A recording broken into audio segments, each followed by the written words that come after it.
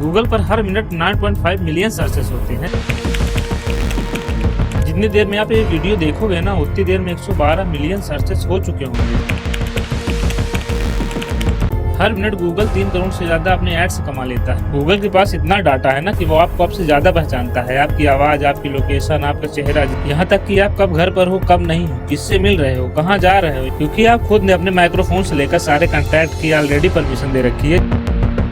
अगर आप बाहर जाओ, पानी मांगो तो कोई फ्री में पानी तक नहीं देता, लेकिन गूगल सारी सर्विसेज फ्री में देता है। ऐसा इसलिए करते हैं, जो आप सर्च करते हैं ना, जो भी आप वीडियो देखते हैं, ये सारी की सारी डिटेल ये गूगल दूसरी कंपनी को बेच देते हैं, ताकि वो सारी कंपनियां आपके टारगेटेड ऐड दिखाएं, ताकि आप उनका सामान खरीद सकें। यार एक बात नोटिस की है, जब भी मैं किसी चीज के बारे में बात करता हूँ ना, उसका ऐड मेरे फोन पे दिखने लगता है। अरे हाँ, मुझे भी लगता है फोन सब सुन रहा है। और गूगल हमारा डाटा बेच कर ना लाखों बिलियन डॉलर कमाता है, और हमें लगता है गूगल फ्री में काम करता है। लेकिन गूगल स्टार्ट कैसे हुआ, और गूगल के पहले लोग कौन सा सर्च इंजन यूज करते थे और कौन सा ईमेल यूज करते थे?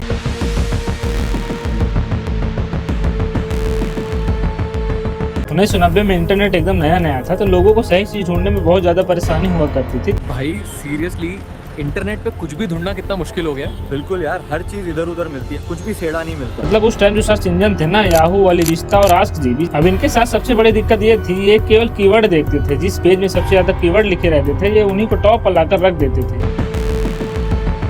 चाहे उसमें कोई इन्फॉर्मेशन हो या ना हो। हर जगह स्पैम वेबसाइट, फेक चीजें और बहुत फालतू के पेजेस भरे पड़े रहते थे। यार ये वेबसाइट्स कितनी फालतू हैं दया, इनमें कुछ काम का ही नहीं मिलता। लैरी पेज और सर्गे ब्रिन, जो स्टैनफोर्ड के स्टूडेंट थे, उन्होंने नोटिस किया कि इंटरनेट पे इन्फॉर्मेशन तो है, लेकिन ऑर्गेनाइज नहीं है। उन्होंने एक वेबसाइट बनाई, बैकरब, जो सही डाटा को ढूंढ कर अपनी साइट पर टॉप पर रखती थी।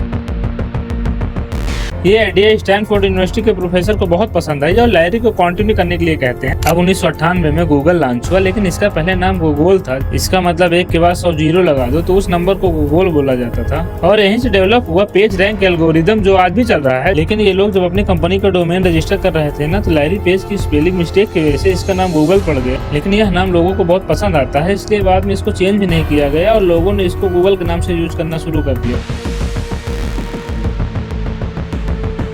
अगर आपने गूगल पर बेस्ट मोबाइल सर्च किया ना, तो गूगल इस चीज को तुरंत याद कर लेगा कि आपको मोबाइल की जरूरत है, और उस चीज को वो मोबाइल कंपनी के पास रिकमेंड कर देगा कि आप जब भी आप मोबाइल में कुछ चलाओगे ना, तो आपको बेस्ट मोबाइल का ही ऐड आएगा। भाई तेरे फोन पर गूगल एड्स बहुत आते हैं ना, हर जगह एड्स ही एड्स। हाँ यार, गूगल तेरी सर्च हिस्ट्री, लोकेशन और इंटरेस्ट ट्रैक करके टारगेटेड एड्स दिखाता है। अगर आप उस ऐड पर क्लिक करते हैं ना, तो कंपनी को नया कस्टमर मिल जाता है, जिससे गूगल ऐड कराकर पैसे कमा लेती है। गूगल ने 2024 में 180 मिलियन डॉलर सिर्फ ऐड चलाकर कमा लिए। अब गूगल ने धीरे धीरे ग्रो करना स्टार्ट किया, और 2004 में गूगल ने जीमेल लॉन्च किया, जो गूगल के लिए एक बहुत बड़ा टर्निंग पॉइंट था। उस समय माइक्रोसॉफ्ट की मार्केट में ईमेल सर्विस थी, जो केवल 2 से 4 MB स्टोरेज फ्री में देता था, जो कि 20 ईमेल के बाद फुल हो जाता था, और कस्टमर को बार बार बहुत प्रॉब्लम होती थी, क्योंकि इसको बार बार डिलीट करना पड़ता था ताकि नए ईमेल भेजे जा सके। ये माइक्रोसॉफ्ट की ईमेल बहुत बेकार है, मुश्किल से 20 ईमेल्स भेज पाता हूँ, तुरंत स्टोरेज फुल हो जाता। वहीं गूगल ने 1 GB स्टोरेज फ्री में दे दिया, जहां हजारों ईमेल भेजे जा सकते थे, और इसी वजह से धीरे धीरे लोग माइक्रोसॉफ्ट से गूगल पर शिफ्ट हो गए। और ये ग्रोथ यहीं नहीं रुकी। 2005 में लोगों ने एंड्रॉइड को, और 2006 में यूट्यूब को गूगल के अंदर एक्वायर कर लिया, और इसके बाद गूगल हर फील्ड में घुस गया। गूगल मैप्स लेकर गूगल क्रोम तक हर सेक्टर में अपनी ब्रांचेस फैला दिया, और 99% चांस है कि गूगल के एड्स 10 ऐप आपके मोबाइल में मिल जाएंगे। आपको भी लगते होंगे ना कि सारे ऐड फ्री में चलते हैं, लेकिन 80% ऐड सिर्फ गूगल एड्स चलते हैं। छोटा बिजनेस हो या बड़ा बिजनेस, सभी चाहते हैं कि उनका ऐड सिर्फ गूगल पर दिखे, जिससे गूगल करोड़ों बिलियन डॉलर का रेवेन्यू जनरेट करता है। गूगल का ऐड इतना स्मार्ट है ना कि चाहे आप यूट्यूब चला रहे हो या स्टोरी पढ़ रहे हो, हर जगह गूगल का ऐड दिखाई देता है। ये फ्री वाला ऐप हर मिनट अपने पैसे बनाता है, और हमें आपको लगता है कि सब कुछ फ्री में चल रहा है। गूगल हम सभी को अपने सारे एप्स फ्री में यूज करने देता है। हाँ यार, गूगल का सबसे बड़ा पावर उनका एल्गोरिदम नहीं, बल्कि वो डाटा है जो हम खुद ही उनको देते हैं। कॉन्टैक्ट से लेकर फोटो के एक्सेस तक आपके हर मोमेंट का डाटा गूगल के पास है। आप खुद सोचो, एक सर्च इंजन अपने आप को इतना एक्सपेंड किया कि आपके हर एक चीज का डाटा उसके पास है। गूगल अपने आप को किसी भी क्षेत्र में पीछे नहीं रखना चाहता था, इसीलिए चैट जीपीटी के आने के तुरंत बाद उसने अपना गूगल जेमिनाई मॉडल लॉन्च किया। फिर इमेज जनरेशन ऑप्शन आने के बाद गूगल जेमिनाई की पॉपुलैरिटी अपने आप बढ़ गई।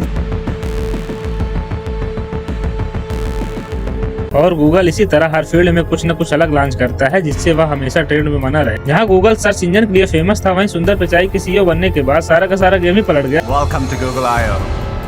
2004 में सुंदर पिचाई ने गूगल ज्वाइन किया था, लेकिन वो उस टाइम पर खुश नहीं थे क्योंकि उनके आइडिया को सही तरीके से इम्प्लीमेंट नहीं किया जा रहा था, क्योंकि उस टाइम राजनीति बहुत ज्यादा थी और माइक्रोसॉफ्ट ने उनके पास जॉब भी ऑफर किया था और वह गूगल छोड़ने का मन भी बना रहे थे, लेकिन सिर्फ अपनी वाइफ के कहने पर वह गूगल में रुक जाते हैं और 2014 में उनको सीईओ बना दिया जाता है।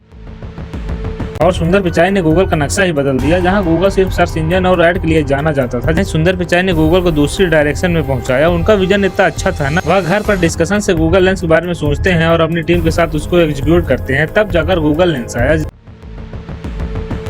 और उसके बाद एआई चीजों पर ध्यान देते हैं, गूगल जिमिनाई बनाते हैं, गूगल असिस्टेंट बनाते हैं और हार्डवेयर में पिक्सल फोन, नेक्स्ट, डोरबेल उनके लीडरशिप में ही बनी। और सुंदर पिचाई के सीईओ बनने के तुरंत बाद ही वह अपने पेरेंट्स कंपनी अल्फाबेट खड़ी कर देते हैं। गूगल के जितने भी प्रोजेक्ट है ना, कि जैसे कि सेल्फ ड्राइविंग, हेल्थ वेंचर, ये सारा का सारा अल्फाबेट ही देखती है और गूगल को भी कंट्रोल करती है। मतलब अल्फाबेट एक होल्डिंग कंपनी है, गूगल के जितने भी प्रोजेक्ट है ना, उसको सबको कंट्रोल केवल अल्फाबेट ही करती है। और अब 2019 में सुंदर पिचाई को अल्फाबेट का भी सीईओ बना दिया गया और आज सुंदर पिचाई गूगल और अल्फाबेट दोनों के सीईओ हैं। आज सुंदर पिचाई का एक लॉन्ग विजन दुनिया को एक नया शेप दे रहा है। और आप ये जो वीडियो देख रहे हैं ना, गूगल देख रहा है कि आपको किस चीज में इंटरेस्ट है। अब आपके पास इसी तरह सिमिलर तरीके से वीडियो आने वाला है, क्योंकि गूगल सब देख रहा है। हम गूगल का यूज कन्वीनियंस के लिए करते हैं, लेकिन गूगल हमारा डाटा यूज करके एक नेटवर्क बना रहा है और हम उस नेटवर्क का हिस्सा बनते जा रहे हैं। और ऐसी बड़ी बड़ी कंपनियां हमारा डाटा रखती हैं और उस डाटा से अपना फायदा निकालती हैं। इसीलिए कहते हैं इस दुनिया में कुछ भी फ्री में नहीं है। अगर आप एक दे रहे हैं तो वो आपसे दो ले रहा है।